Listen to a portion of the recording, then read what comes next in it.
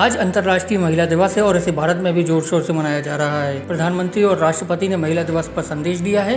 PM Narendra Modi ने नारी शक्ति को सलाम किया है। वहीं राष्ट्रपति ने भी महिला और पुरुषों में असमानता खत्म करने को लेकर संदेश दिया है।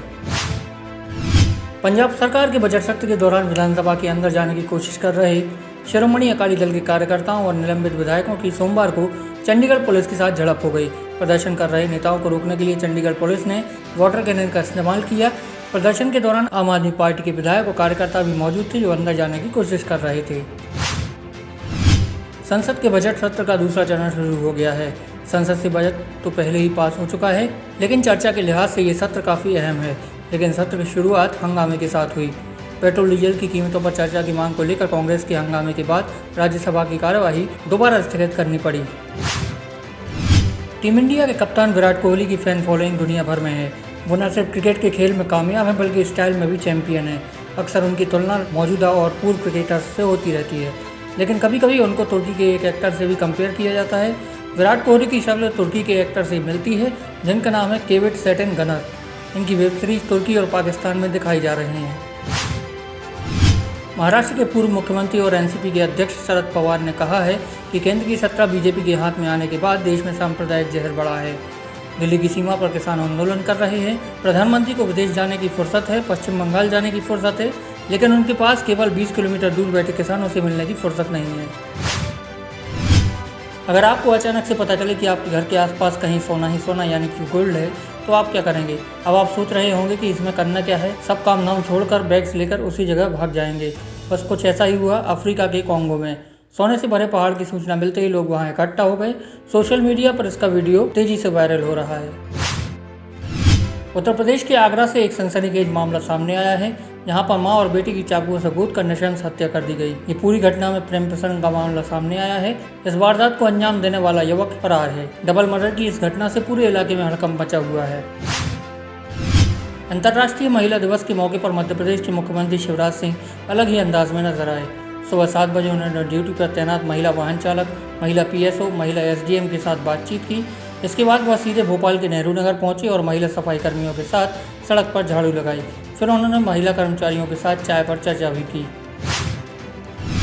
मध्य प्रदेश के बीना स्थित अगासोद गांव के किसान हुकुमचंद साहू को पहलवानी का शौक था, लेकिन बेटी की चाहत में एक के बाद एक 7 बेटियां हो गईं।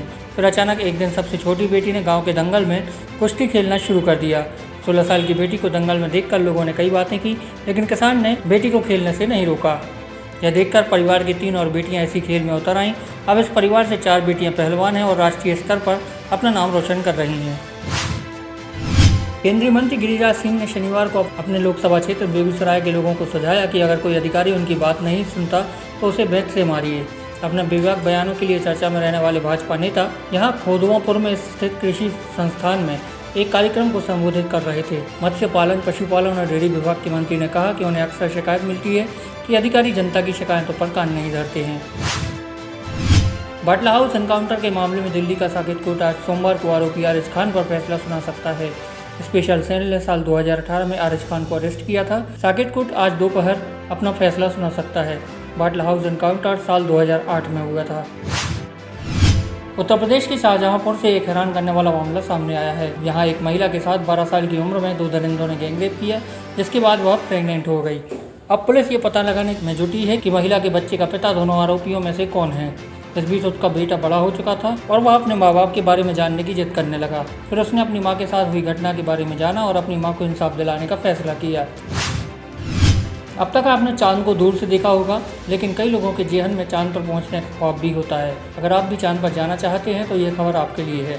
दरअसल जापानी अरबपति युसाकू मिजाव दुनिया भर से 8 लोगों का चयन कर रहे हैं, जो उनके साथ चांद की यात्रा पर जा सकते हैं। और सबसे खास बात यह है कि इसके लिए आपको कोई खर्चा भी नहीं करना होगा, यानी आपकी यह यात्रा पूरी तरह से मुफ्त होगी। विक्की कौशल हाल ही में कश्मीर के उरी बेस कैंप पहुंचे थे। उन्होंने इंडियन आर्मी की तरफ से इन्विटेशन मिला था। अपने उरी बेस कैंप विजिट के बारे में विक्की ने खुद सोशल मीडिया पर कुछ फोटोज शेयर कर बताया। फोटोज़ के साथ विक्की ने एक स्पेशल नोट भी लिखा है। अपने इस नोट में विक्की ने उन्हें उरी बेस कैंप पर इनवाइट करने के लिए इंडियन आर्मी को शुक्रिया भी कहा है। विराट कोहली और अनुष्का शर्मा बॉलीवुड और स्पोर्ट्स की दुनिया के सबसे पॉपुलर और क्यूट कपल में से एक हैं। दोनों एक दूसरे के लिए प्यार जताने में कभी पीछे नहीं हटते। अब विराट ने अनुष्का के साथ अपनी बेटी वामिका को गोद में लिए हुए फोटो शेयर की है। इस फोटो में विराट ने अनुष्का को सबसे ताकतवर महिलाओं में से एक बताया है। विराट के पोस्ट पर फैन फिदा हो गए हैं और जमकर लाइक्स और कमेंट्स कर रहे हैं। महाराष्ट्र के औरंगाबाद में एक वकील ने राज ठाकरे के खिलाफ मास्क न पहनने को लेकर शिकायत दर्ज कराई है। पुलिस को अर्जी देकर राज ठाकरे के खिलाफ महामारी अधिनियम की धाराओं में केस चलाने की मांग की गई है। राज्य में कोरोना संक्रमण के प्रसार के बीच एमएनएस चीफ के खिलाफ कथित तौर पर मास्क संबंधी नियम के उल्लंघन का आरोप लगा है। अंतर्राष्ट्रीय महिला दिवस पर दिल्ली की सीमाओं सिंधु, टिकरी और गाजीपुर बॉर्डर पर किसानों के आंदोलन में मंच प्रबंधन सिर्फ महिलाओं द्वारा किया जाएगा।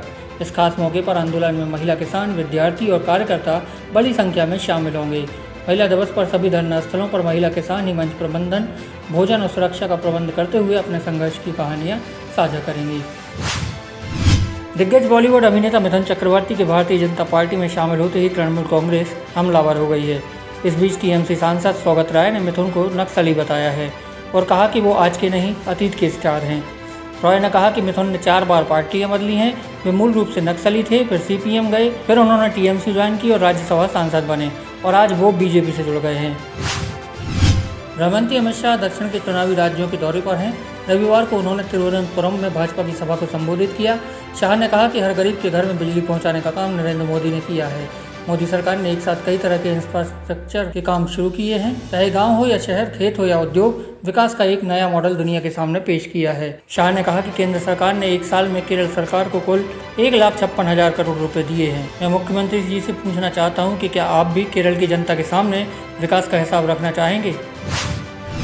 उत्तराखंड के कई विधायकों की नाराजगी की वजह से मुख्यमंत्री त्रिवेंद्र सिंह रावत की कुर्सी पर खतरा मंडराने लगा है।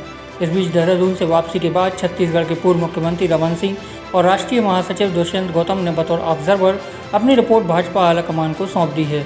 इस रिपोर्ट के बाद अब मुख्यमंत्री त्रिवेंद्र सिंह रावत भाजपा नेतृत्व के सामने अपना पक्ष रखने के लिए दिल्ली पहुंचे हैं।